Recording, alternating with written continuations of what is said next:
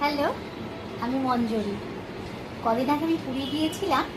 আমার রাধা মাধব ঠাকুরকে দেখে খুব ভালো লাগলো।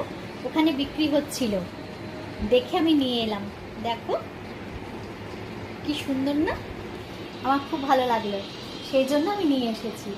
আর তার সাথে আরও অনেক কিছু টুকিটাকি কিনেছি, সেটাও তোমাদের দেখাবো। ঠিক আছে?